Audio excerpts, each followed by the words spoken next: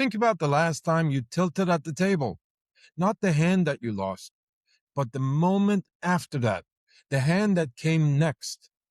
What did you do with your chips? What did you do with your hands? That bad beat that you took didn't cost you money. What you did after the bad beat cost you money. And until you understand the difference between those two things, tilt will keep bleeding you dry session after session, no matter how good your strategy gets. This is Vinton Poker, precision in, profits out. Today we're talking about tilt, what it actually is, and why the standard advice about it is mostly wrong, and what you need to do instead to protect your bankroll and your mental game in the live cash game. I've been playing for 23 years and coaching for 4. I've seen tilt destroy more promising players than any bad strategy ever will. And today in this video, I'm going to show you how to stop it, so watch carefully to the end. The first thing you need to understand is that tilt does not start when you punt. That is the last symptom. Tilt starts much, much earlier. It starts the moment your internal language shifts from strategic to emotional. Your mind goes from, what does his range look like here, to, I cannot believe this guy called me with this garbage. The moment that shift happens, you're already in danger. Your decision engine is no longer running on information. It's running on emotions, and emotions is garbage input. Garbage in, garbage out. Most players think tilt means one thing. The guy who slams his hand on the table. The guy who starts raising every pot after a big loss. Visible, explosive tilt. That version exists, but that is not the version that's costing most players at 1-3 and 2-5 big money. There are actually 5 kinds of tilt, and most players only recognize 1 or 2 of them, but they're all equally devastating. Anger tilt. Anger tilt makes you bluff much, much more. You want to punish people. You want to prove something. Your bet sizing explodes and your hand selection collapses. Revenge tilt makes you target one player instead of playing correct poker.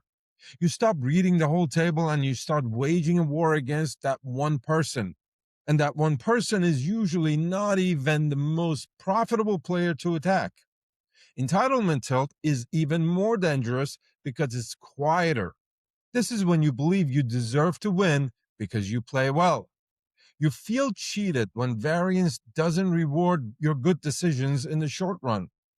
And that entitled feeling slowly warps your decisions in ways you cannot even see. Winner's tilt is one hardly anybody ever talks about.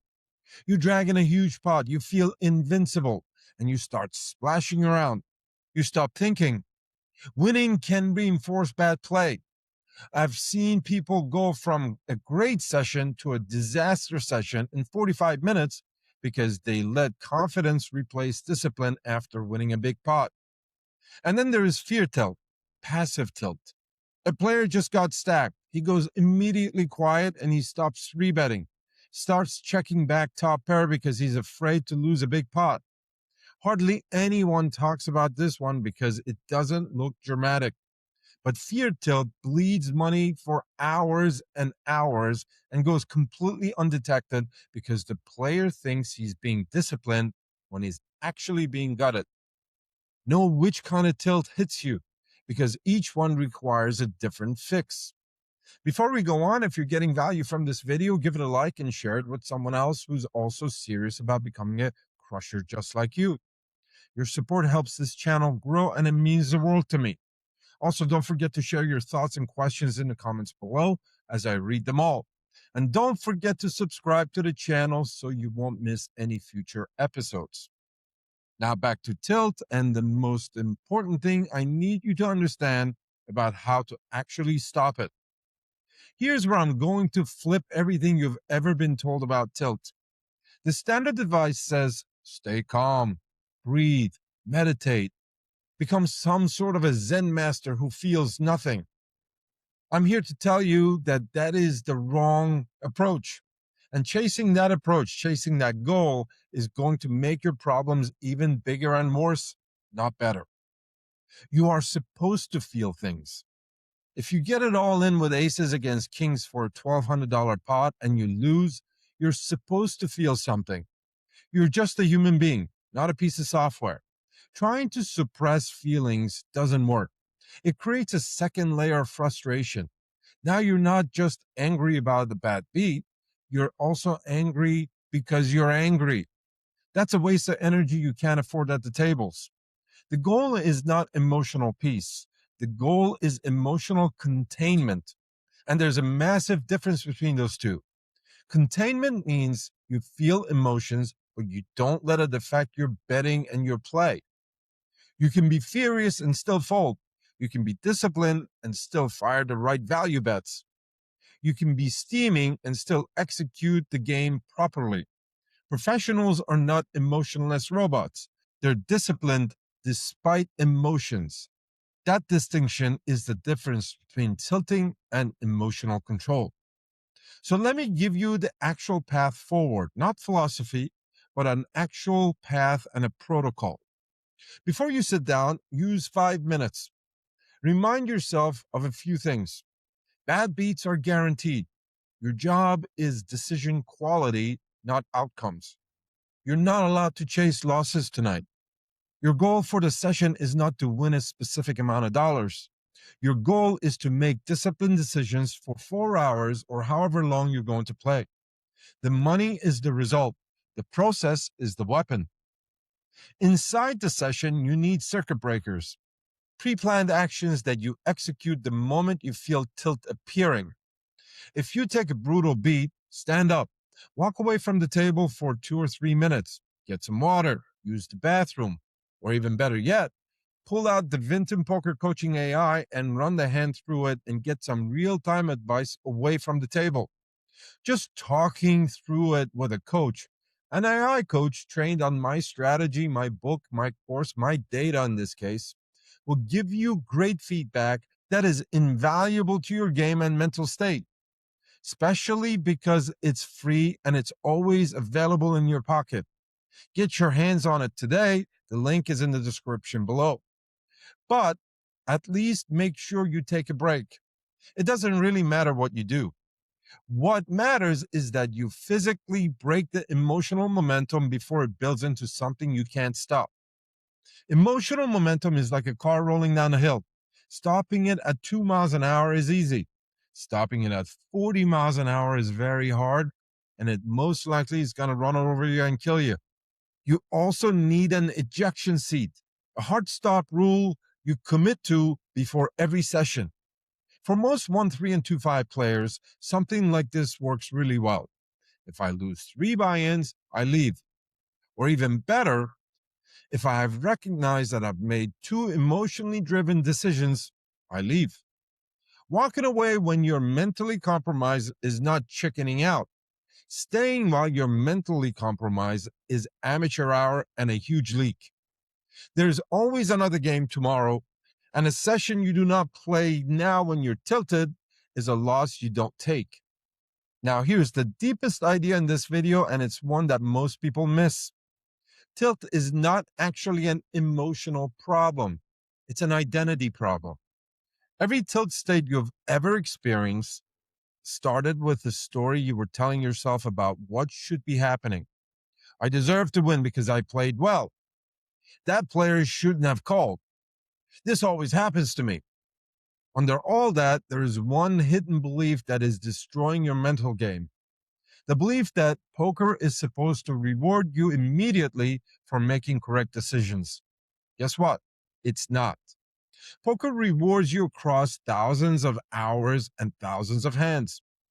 In any single pot, probability does not bend to fairness. There's no justice in cards. There's only math. And the moment you stop demanding justice from the deck, tilt loses most of its power over you.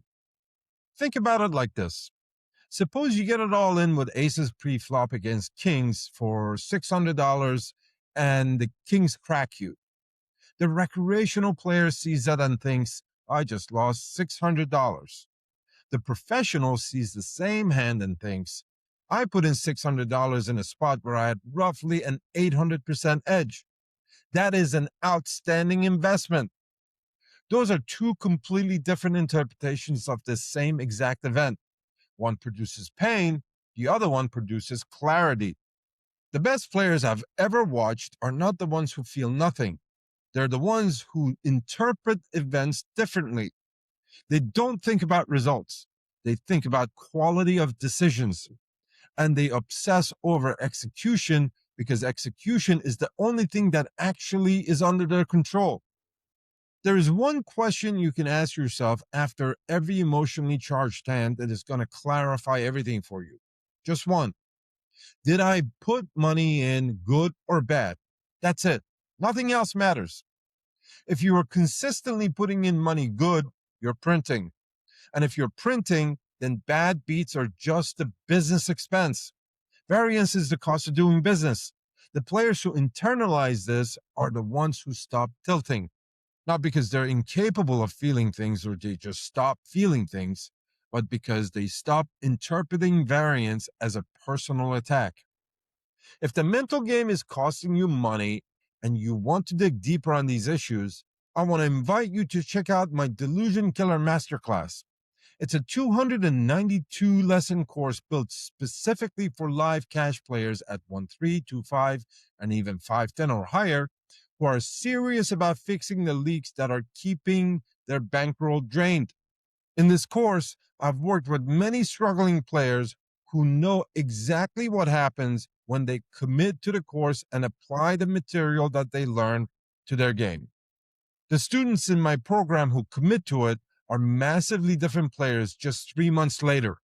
Check out the course at vintonpoker.com/course, and the link is also in the description below. Check it out. And if you want to work with me directly one-on-one on your specific game and your specific leagues, you can book a free 60-minute one-on-one coaching session with me directly on WhatsApp. The link is also in the description below. Come find me and let's get working on improving your game so you can make more money every session you play. Now, let's get back to the most important thought in this video. The hidden secret behind stopping tilt is this. Stop trying to win pots. Start trying to execute well strategy. I know that sounds like a small nuance and it might sound like a little vague, but it's not. There's a huge difference between those two mindsets. One is trying to win pots, the other one is trying to execute perfect strategy. If you just understand and grasp the difference between those two concepts, that'll change the future landscape of your game hugely. When your goal is to win, every lost pot feels like failure. Your self-worth goes up and down with the chips. Every bad beat is an injustice. You become a prisoner of results you cannot control. When your goal is to execute well and correctly, a lost pot can still be success. You did your job.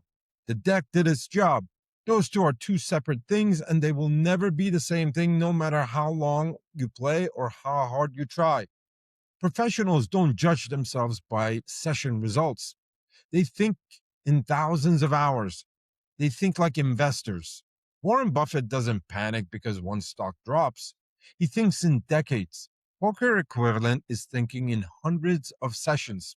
When your time horizon is that long, individual hands become almost meaningless. The variance that feels catastrophic in the moment becomes a statistical noise across massive sample sizes. The player who makes this shift in perspective is the one who genuinely stops caring about results and becomes obsessed with execution instead. Those are the ones who end up getting the best results because they're finally free. Free from revenge, free from entitlement, free from fear, free from pain and heartache. They become clear thinkers, and clear thinking is exactly where the money is harvested. After every session, do a blunt debrief. Write down one hand where you made an emotional decision and what the correct decision would have been. Not the bad beats, the emotional decisions. That is where your improvements live. That is the one thing you can actually control and change, your decisions. So let me bring this back to where we started. The hand that you tilted on, the bad beat, that was not the problem. The problem was the very next hand and the one after that, and the decisions you made with your chips while you were still running a story in your head about what should have happened that didn't happen. The deck does not owe you justice. Your opponents, they don't owe you respect. The cards don't care about your aces and what they were worth before the flop. The only thing you can control is the quality of your next decision. Make it a good one.